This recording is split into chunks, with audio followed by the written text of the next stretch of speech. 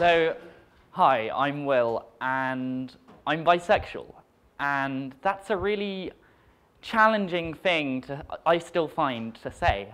I probably said that first 2 and a bit years ago.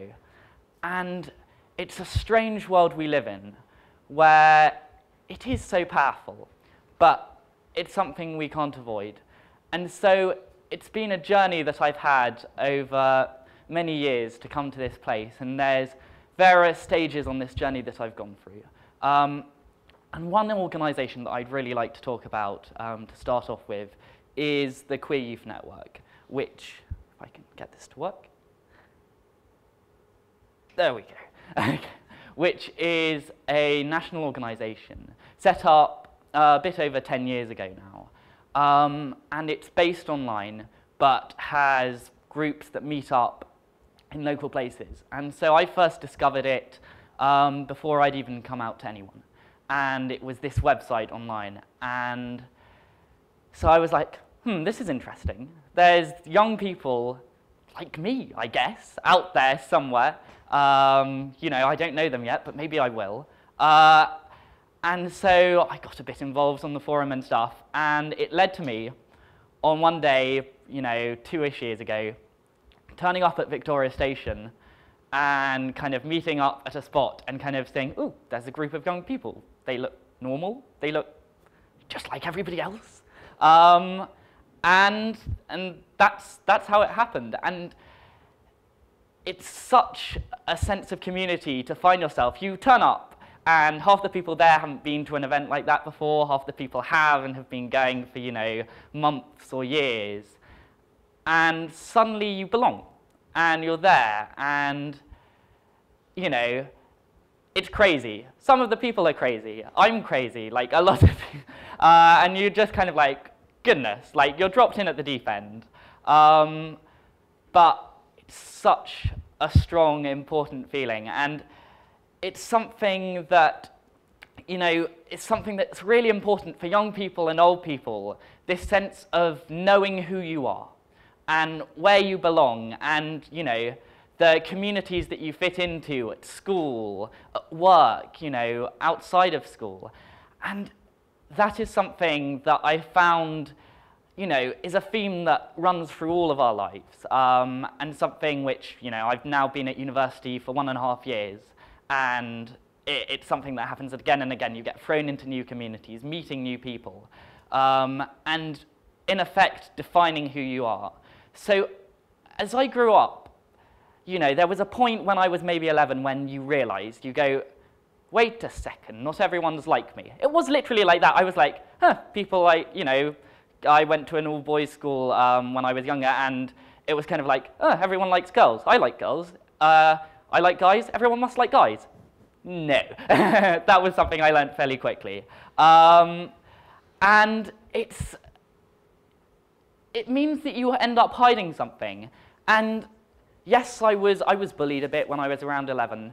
And it's not much compared to some of the serious issues of homophobia in schools. 9 out of 10 young LGBT people are bullied homophobically, and it's a massive issue, but something that I didn't particularly have to deal with. But when you hide a bit of yourself, and you take that and you have that shame that you can't avoid that comes with not being fully yourself, and that's important for belonging.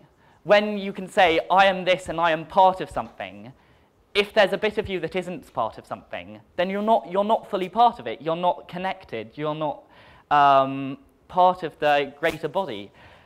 And that hurts deep down.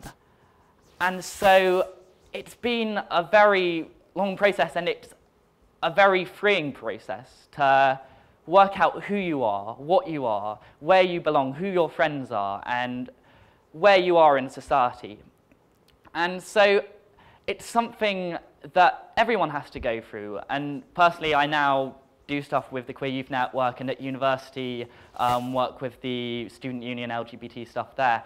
And it's something that everyone goes through at different stages. But it's still a challenging thing. So just quickly, there's so many issues. Like, I have a big list down here of everything that I could go on about, from everything from don't ask, don't tell in America, to hangings in places in the Middle East, around the world where it's still illegal to be gay. And I think we're lucky in the UK to a certain extent, but it is a really challenging issue.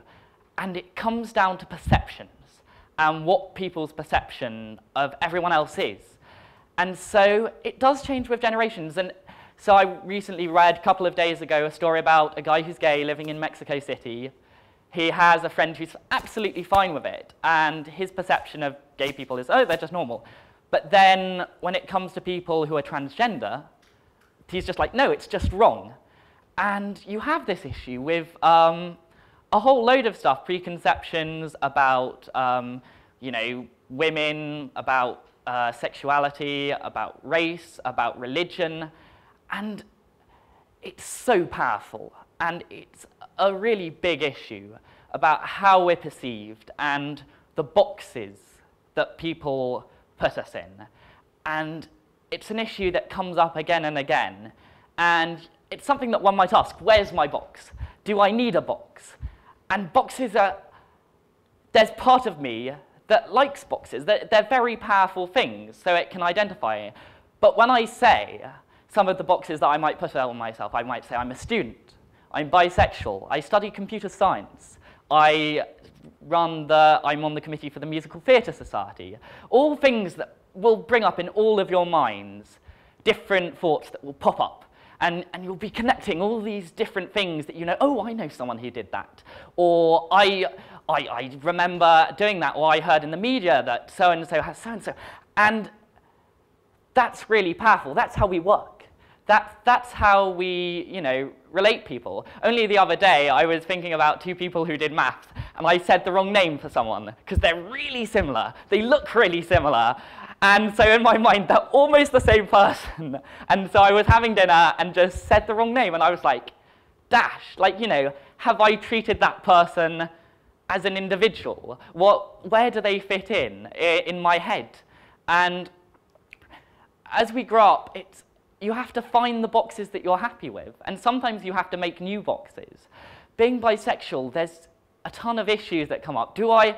And acting as bi-rep at Cambridge, where I go to university, you have issues of, am I part of the gay community? Am I part of the straight community? Do we even want to have a gay community? I think that in a sense we should, but in a sense, you have the whole issues of integration. And you get prejudice from gay people who are like, so do you prefer men or women? And so I have to then use the box analogy. And the way I do it is I'm in two magic different boxes. So I'm like 100% straight and 100% gay is the best analogy I've come up with. It's not like someone who is straight was like, so, I like blonde people and brunettes, and kind of like, oh yeah, but which do you prefer? And, to a certain extent, you might be able to say yes, but to a certain extent, that's not the thing that defines it. That's not the thing that defines who you are and what makes you who you are. And so it's a very difficult thing. And what I want to say to you, really, is think about this. Think about who you want to be, who you are, where you fit into the overall community. Your friends and the things you do define you so much and are important, but to a certain extent, you have the duality of your internal self and who you think you are, and the self you present to the different communities and to the different places where, I say, I have the massive duality between being, I'm an actor and I'm a computer scientist, and I will be in almost different people doing different things, and yet it's still the same person, and it's still part of who I am and part of what I am. And so I want to say you matter. You really do. Every day, particularly when I was at school, I felt so frustrated that what I was doing wasn't making a difference. And it does make a difference. It makes a difference to the people around you, like the people you go to school with, the people who love you, your friends. And it makes a difference to you. Everything you do, every day, the decisions you make will stick with you through the day and will stick with you for years to come. And it's such an important formative time every decade of your life, however many, many decades that may be, as people grow older and older and older, as time seems to go on. and you remain the same person as you change and you discover new things, but you have that rich history. And so I want you to, when you look at people, yes, think of the boxes. We can't help it, but be aware that you are, and think of the power that you can make in how you interact with people, and that makes a difference. The way you treat other people proliferates around the world, and you can make a difference, and you do matter. So thank you.